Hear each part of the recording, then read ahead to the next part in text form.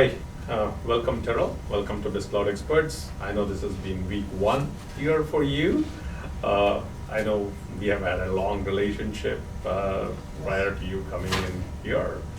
It's lovely reconnecting. It's lovely talking to you today. Thank you. I'm very excited to be here. Yep. So first off, 1 week.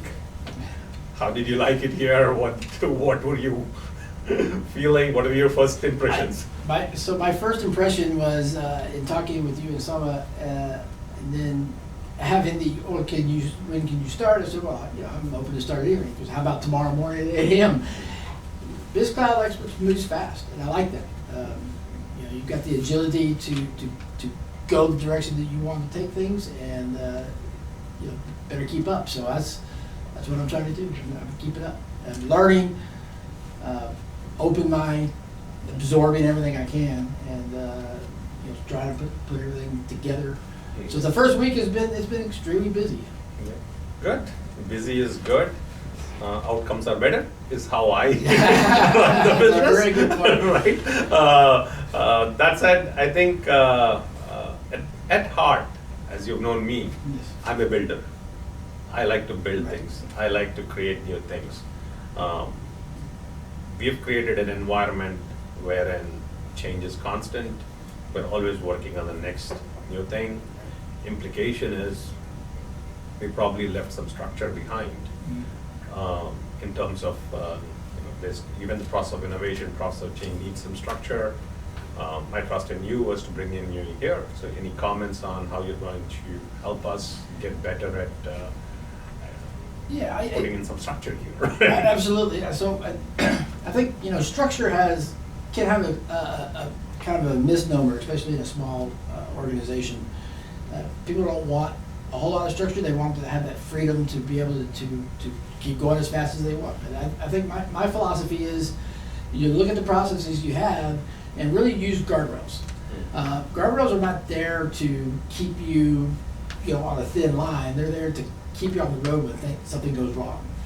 So if you've got an outage, or if you've got a customer that needs to pivot quickly, you have to have that ability to change with them.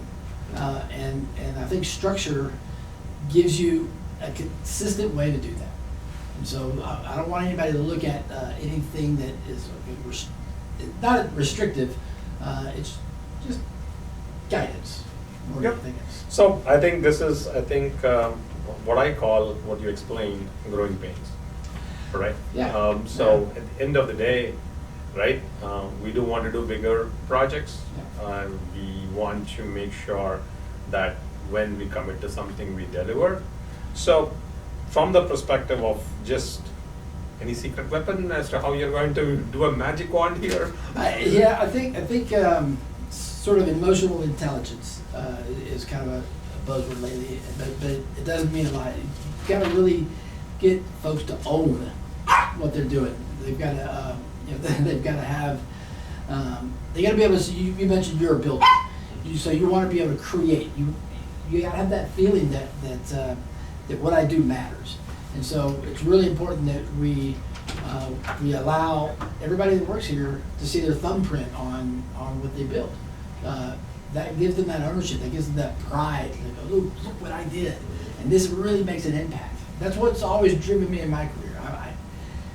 It's one thing to sit here and do little things, and over time that they pile up, and you think they're making a difference. It's a whole other thing to be able to see that and see, wow, I really made a difference. Now, on occasion, you can make a difference in a negative way. You don't want that. And that's kind of where the structure and the guidelines help prevent that. So you can do both. So that gets us to a point where it's saying, okay, I think from my perspective, people talk in terms of 30, 60 to 90 plans. That's not the way I go about it. I'm a very simple measurement guy. Vision. Vision means smoothly executed projects within budget, within time, and with the ability to make sure customers understand the risks. And one big philosophy I have is fail fast, right? If you're going to fail fast. Yeah. So your thoughts on vision, your thoughts on what you want to accomplish, and at what speed? Well, things move fast here, which is great. And so the speed, how fast, is going to be really on the teams.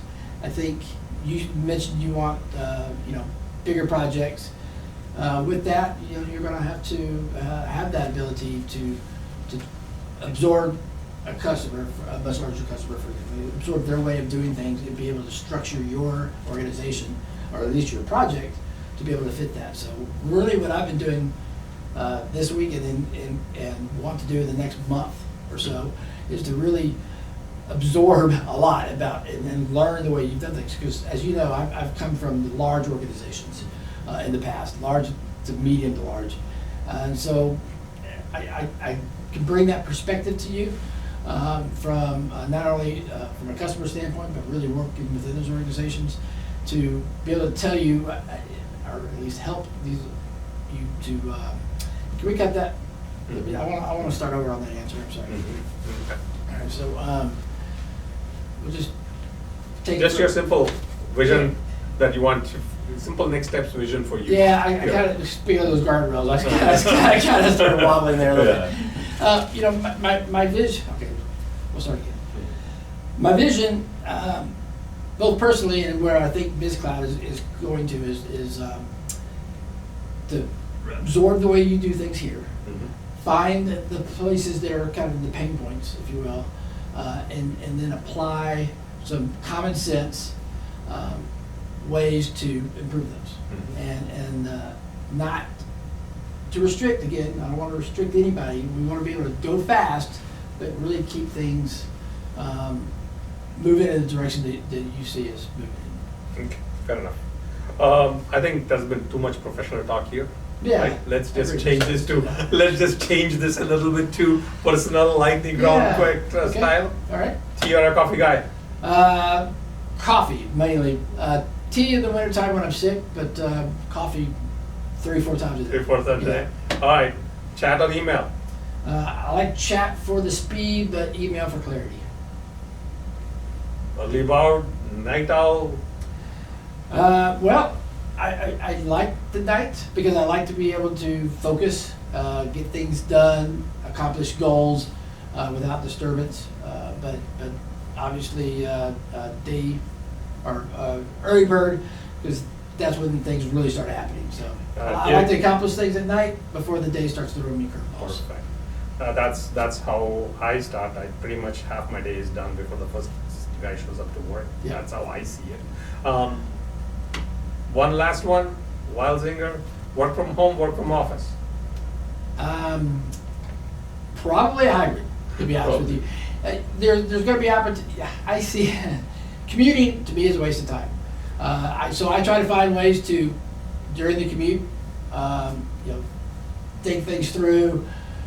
Actually, I have my AI going up on my phone and spitballing things and making sure things get documented.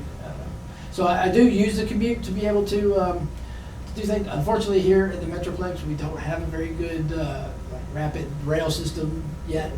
I'd love to be able to have somebody else commute. So the day that autonomous cars can come pick me up at my house and drive me wherever I want to go, I cannot wait. I cannot wait. I'll be one of the first ones to subscribe to the Uber theory, But for now, if I have to drive, I got to be able to concentrate on driving. So I use that. But yeah, if I can work from home during the morning, come in during where there's less traffic, so that I can make my time more efficient, that'd be perfect. I'm not sure exactly how. But I'll say this, Nagesh, early on, I don't want to. I want to make sure I am definitely in the office because that's the only way I think you can really absorb the culture and the way things work. Terrill, thank you. Thank you for coming and joining the team. Look forward to great things together. Nagesh, thank you so much.